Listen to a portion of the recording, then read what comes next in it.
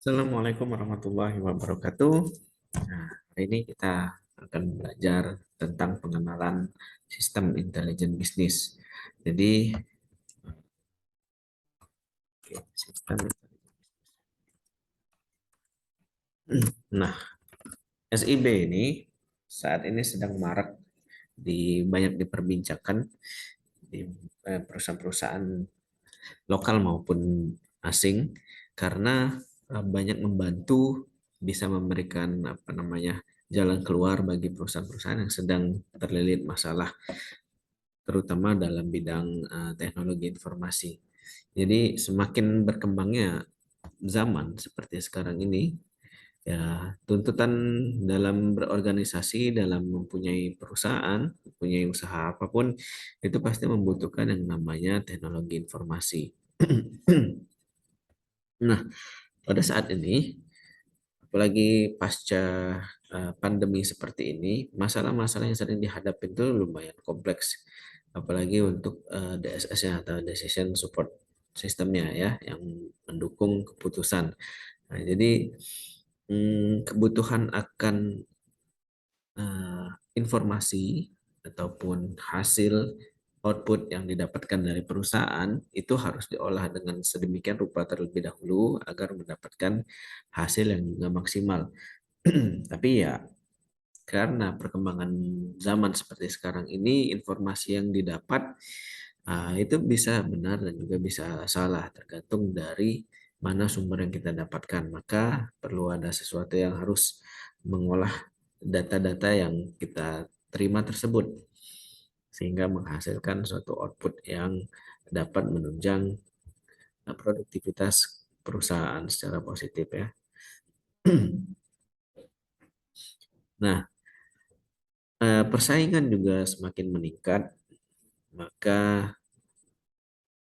kita perlu ada strategi baru nih dalam menghadapi tantangan yang seperti ini. Jadi disitulah kita butuh yang namanya sistem intelijen bisnis ini.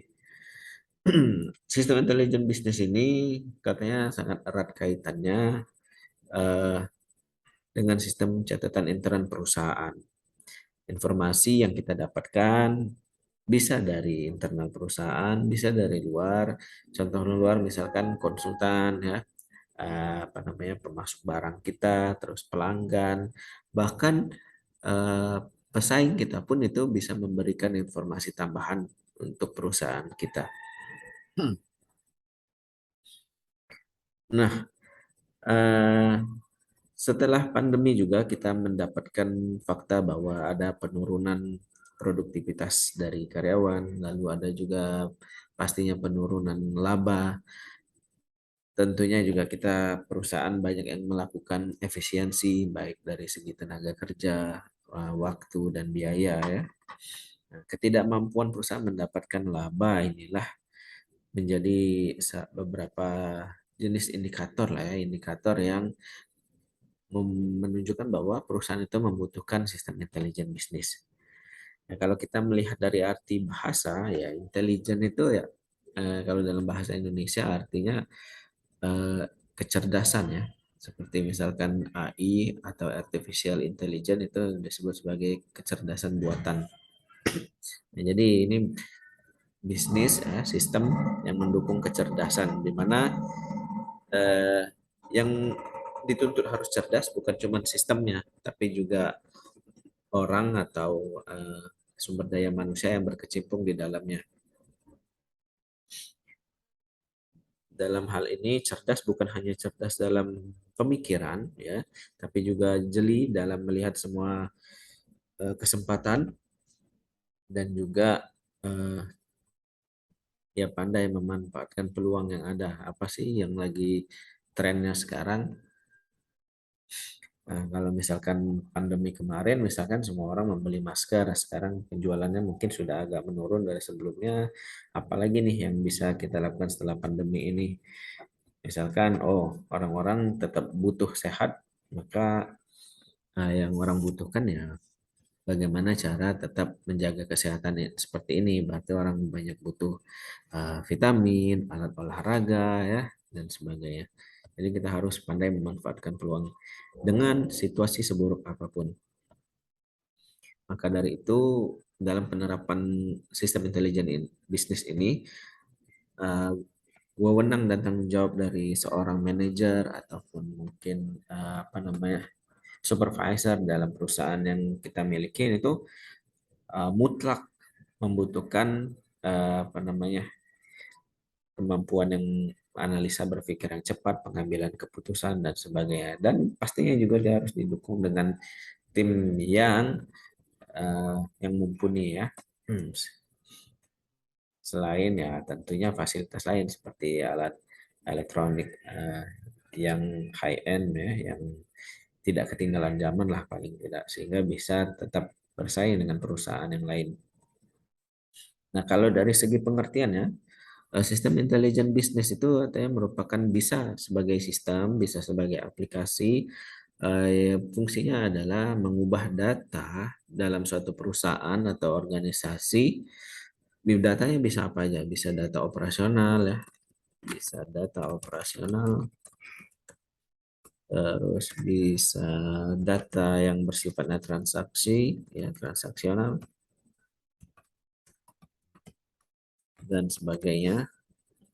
Data raw atau data mentah ya, data yang sudah jadi, pokoknya semua data yang dibutuhkan oleh perusahaan itu, dan mentransformasikan semua data ini, informasi yang dia dapatkan ini menjadi sebuah pengetahuan atau ilmu pengetahuan. Outputnya adalah ilmu pengetahuan ya.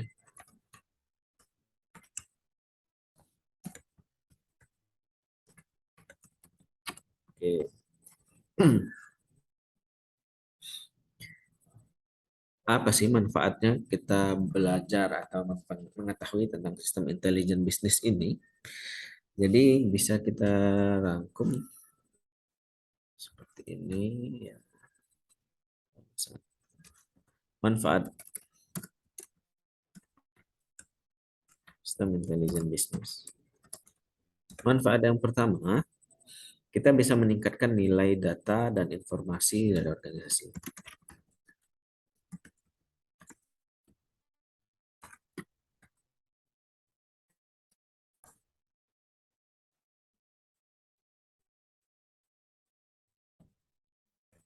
Informasi organisasi. Oke. Saat kita membangun bisnis intelijen ini atau sistem intelijen bisnis ini ya, maka seluruh data dan informasi dapat diintegrasikan sedemikian rupa sehingga menghasilkan dasar pengambilan keputusan yang lengkap. Nah, informasi yang dulunya tidak dicakupkan sebagai salah satu faktor pengambilan keputusan dapat dengan mudah kita temukan, kita lakukan connect and combine-nya, kita hubungkan, kita kombinasikan dengan informasi-informasi sebelumnya dengan menggunakan bisnis intelligence sistem ini. Data dan informasi yang dihasilkan pun menjadi lebih mudah diakses dan lebih mudah untuk dimengerti. Jadi lebih user friendly sifatnya data tadi. Lalu kedua, pemantauan kinerja organisasi organisasi lebih mudah dilakukan. Nah, jadi kita ada proses monitoring yang lebih baik jika kita menerapkan sistem intelijen bisnis ini.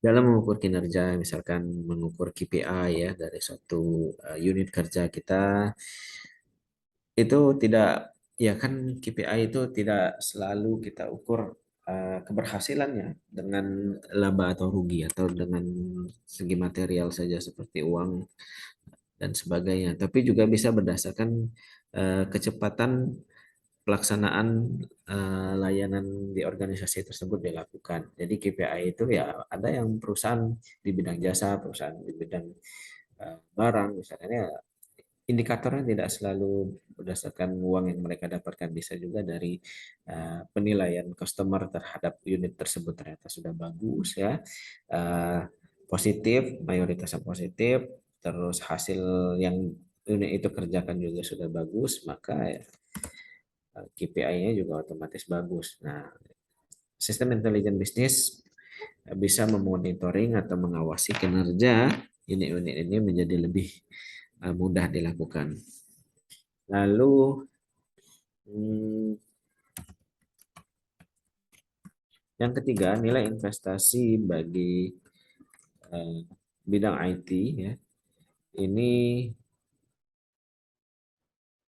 lebih mudah untuk ditingkatkan.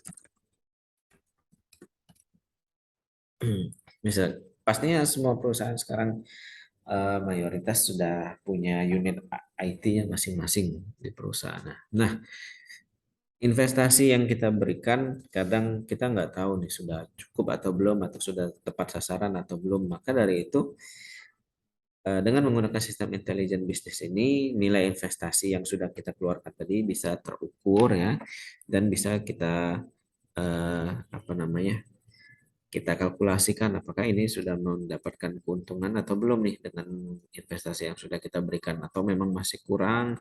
Kita bisa melihat pesaing kita apa yang sudah mereka investkan di bidang ini.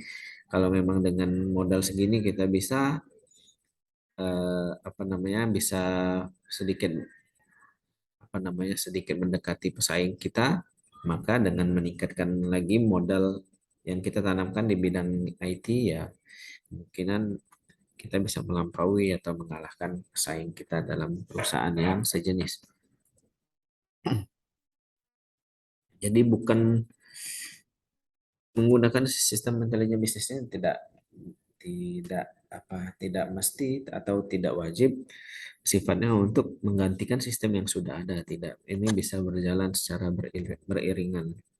Jadi dia bisa cuman sebagai additional aja, additional service atau penambahan layanan ya pada sistem tersebut, sehingga data dan informasi yang sudah ada dapat menghasilkan informasi yang lebih komprehensif ya, dan memiliki kegunaan nilai guna yang lebih baik.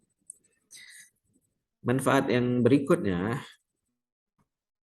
mendapatkan atau bisa menciptakan sumber daya manusia atau karyawannya yang ada di dalam perusahaan kita ini menjadi melek informasi ya. Nah, jadi tidak ketinggalan zaman atau tidak kudet bahasanya. Dia harus selalu, karyawannya harus selalu dituntut eh, apa namanya, belajar ya. Terus ya harus bisa terus bertransformasi kepada eh, terhadap semua tuntutan zaman yang ada sekarang. Nah, kelima,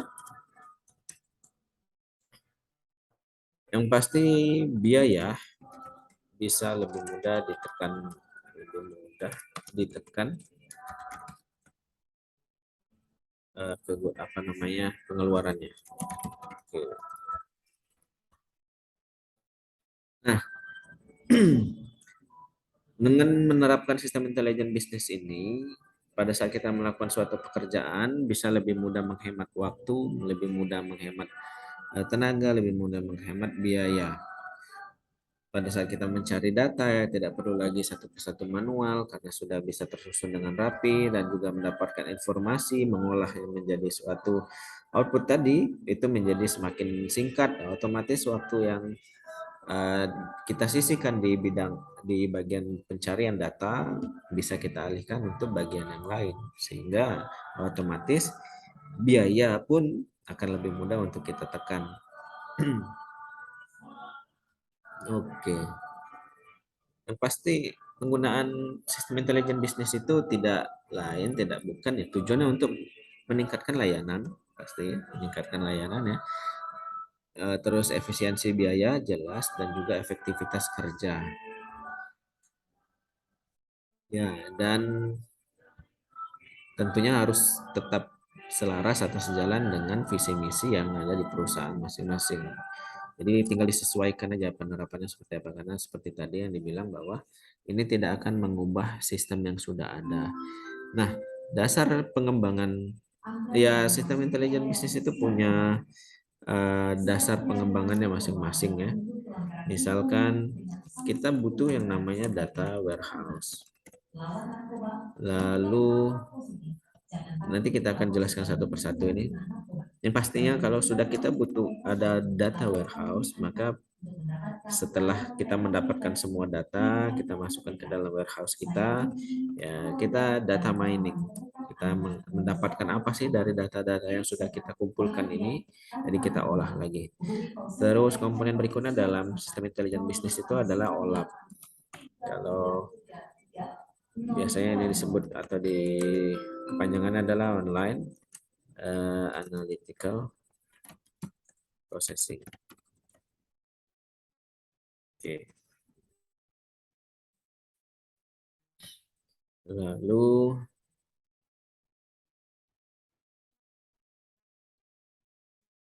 untuk dasar dari ini, dasar dari sistem intelijen bisnis ini untuk sementara ya seperti ini ya.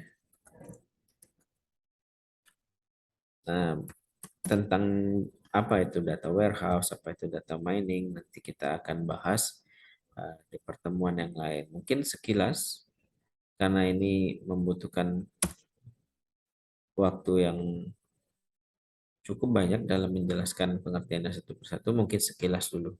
Kalau misalkan data warehouse ini dia sistem komputer sebenarnya. Ini tujuannya untuk analisis data dari suatu organisasi. Eh, Contohnya, seperti datanya data apa aja, data penjualan misalkan ya. Terus data pesaing dan sebagainya.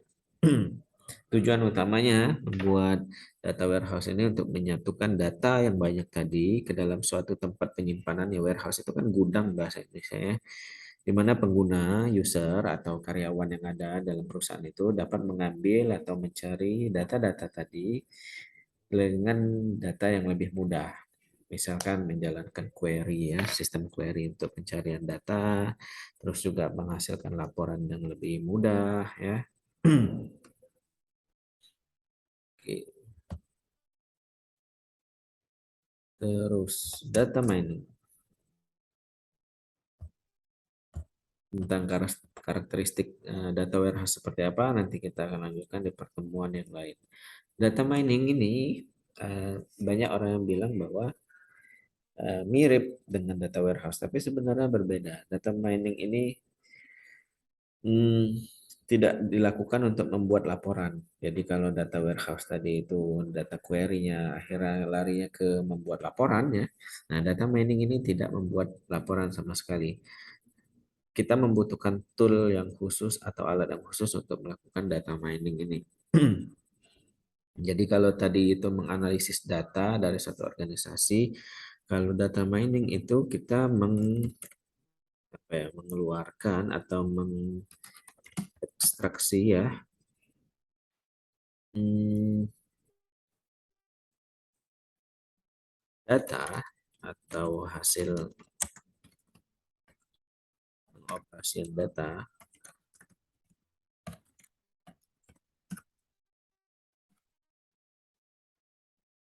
yang sudah dilakukan model analisisnya atau sudah didefinisikan berdasarkan model analisis.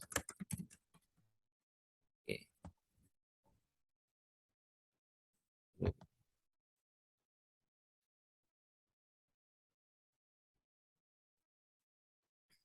Jadi kita tuh mengekstraksi informasi atau data ya, atau eh, pola yang penting lainnya, terus kita menarik data tersebut yang ada di basis data atau database kita yang mungkin selama ini tidak diketahui atau kita tidak tahu bahwa itu memiliki potensi informasi yang mungkin bermanfaat. Nah, dengan data mining kita sudah tahu nih bahwa data ini penting dan bisa kita maksimalkan potensinya.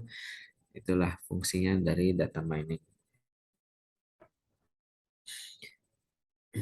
Jadi kalau data warehouse tadi kita tumpukin semua data yang ada di yang kita kumpulkan ya.